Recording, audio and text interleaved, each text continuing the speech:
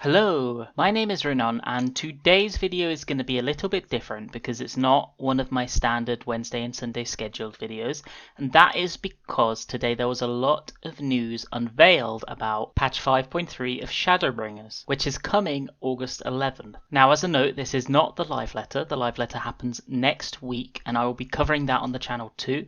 There was an interview posted in Japanese which has been translated by the Final Fantasy XIV Reddit team, and what I'm basically going to do is I'm going to cover the main points that they covered in the interview. So from this video you should be able to get a good understanding of what was revealed today as well as what is featured in the 5.3 patch website, which went live today as well with a couple of new pictures. I'm going to be posting a link to both the interview and the Final Fantasy XIV Reddit Discord in the description of this video because first of all the Reddit is an absolutely incredible resource and I just want to give props to them for their translations, and then you can also see the original source of this content itself. So let's get into it. First up, it talks about the main quests. As we already know, patch 5.3 is the conclusion of the Shadowbringers story arc, and they also mentioned that the volume of cutscenes and voices in this patch is by far the largest for a single patch release. That includes 4.3 and 3.3 where we got massive story content in the past.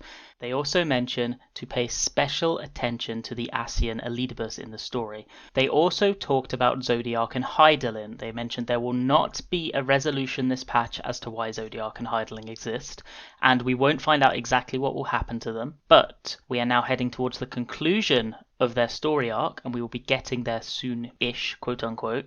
So basically things are going to start to reach a peak really soon and we're going to find the origins of the Final Fantasy XIV story. Additionally, in patch 5.3 you're going to get to see the direction where Garlemald is headed. So there's a lot of very interesting things story-wise happening next patch, and I think a lot of story buffs are going to be very, very excited about it. Now onto content. First of all, the 24-man Nier Automata raid. They mentioned that there will be more of an emphasis on the Nier elements in the second raid. The entirety of this continuation is going to give a feeling of quote-unquote, isn't this just Nier Automata? So basically it's going to feel closer and closer to the content that we got in the game, and I think the references are going to be a lot clearer. They also mention that the equipment rewards are hinted by Yoshi P to be the ones that you see in the image illustration that originally advertised the Yorha raid, the shadowy figures which 2P is up against. I'm going to post the image here so that you can actually see what I mean. You see them like standing on the broken wreckage of the robots. Those. It's not yet known whether we're going to get them as separate equipments or if we're going to get a box that includes all of the equipment as a set like in the old raid, but they did mention that there will be no reward where everybody needs to roll for it this time. If you remember in the copied factory, the 2B dress required all 24 players to roll in order to win. That's not a thing next raid. They mentioned that both the Nier team and the FF14 team work together to prepare equipment variations for all roles, and they also mentioned that the equipment designed for the third entry of the Yorha raid is already done and is currently being built into the game now. As expected, they mentioned that the 5.3 patch trial is going to be a top secret until the patch is released, and I doubt there's going to be any news in it in the live letter either. They did mention that rewards are going to be weapons, and we guessed that as well. They talked a little bit about the Unreal Trials and the Faux Hollows, and what they essentially said is that the mechanics are going to remain completely unchanged. You're essentially going to clear them as if they were first released. The only difference is the damage scaling and the HP being adjusted to level 80 standards. They contemplated doing Titan Unreal first, which personally I would have been a big fan of, but they decided not to because releasing Titan too early would end up traumatizing players. They noted that rewards from the trial include mounts, minions, as well as access to play the Faux Hollow minigame. We still don't really know much about the Faux Hollows itself, so I'm expecting the live letter is going to give us a little bit more info on that. They also talked about the Sorrow of Wurlid Chronicle quests. They noted that there is going to be no 8-man trial for this patch, but there is going to be specialized battle content for it, and it's a big one apparently. They said to look forward to it, and that it contains all the romance and dreams for a man of our era. So basically, content soon.png. They also offhandedly mentioned the next iteration of the Ishgard restoration, which is scheduled to be released on patch 5.31, which is going to be about a month after the original patch launch, so early September. It's going to be very similar to the previous one. There's going to be rankings, there's going to be titles available, but the titles are going to be different. Scoring top ranked for the second ranking calculation will net you the reward from that specific timeline, not from the previous one. They also talked about the relic quest, the Save the Queen quest, and they talked a lot about this and how the new instances are going to work. It's scheduled for release in patch 5.35, which is estimated to be about 6 weeks after the patch. It's a quote-unquote large-scale content which has a bigger starting line than Eureka. You're going to have a separate leveling system called the Resistance Rank. You can level them up easily solo. There is nothing that forces you to be in a party for it. You do not have to do this as party content. They also mentioned that there are specific actions that are available only in the Southern Bosnia Relic Quest area, and I think we can liken these to the Eureka skills. They built them based on feedback from Eureka. They're going to be called Lost Actions. You have a specific goal this time, which is to destroy the fort. They obviously didn't show us any of this yet. We'll probably see it next week, but they mentioned some of the nuances of the actual content itself. They said that you get to join skirmishes or critical engagements, and each completed skirmish will net you battle reports. Depending on how you perform, you get more rank points per skirmish. The skirmish has the same system as a fate, which means everybody can freely join to gain battle points. The trigger rate is high, so these things are going to be spawning constantly and regularly. A critical engagement is something different and is developed specifically for this new relic instance. It's a type of event battle. You have specific conditions to trigger them, and it's mostly going to be about fighting back the Garlean Empire or the Garlean Empire launching a siege at you and your allies.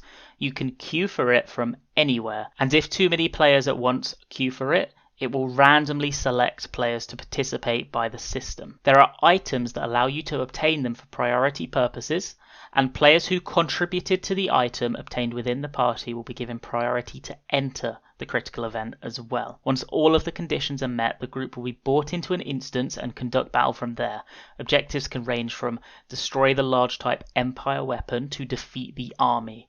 You can think of it as content that allows a 24 to 48 player large scale boss battle. If you score excellent results in the critical engagement, you get to fight the enemy general in a 1 versus 1 duel style.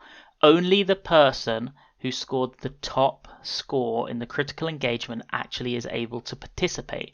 Yoshi P specifically described it as like a one-man ultimate instead of like a one-man savage. Since it's a one-on-one battle, all of the other players are going to be watching and cheering you on. The one-on-one battle was mentioned that it could be easy for players who are extremely battle-oriented in PvE. They also talked a little bit about Baldessian Arsenal. They said that there's going to be large-scale content like that, and it's going to be implemented on patch 5.4.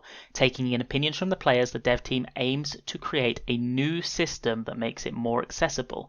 2 difficulties are planned this time around. There is no need to prepare anything for that content. You won't have to set up all your skills and everything like you did in BA, and it's a large scale content where everybody gets to participate. They also mentioned that in order to upgrade your resistance weapon, there are going to be quests. You can upgrade them purely through completing the quests. There are 2 upgrade methods.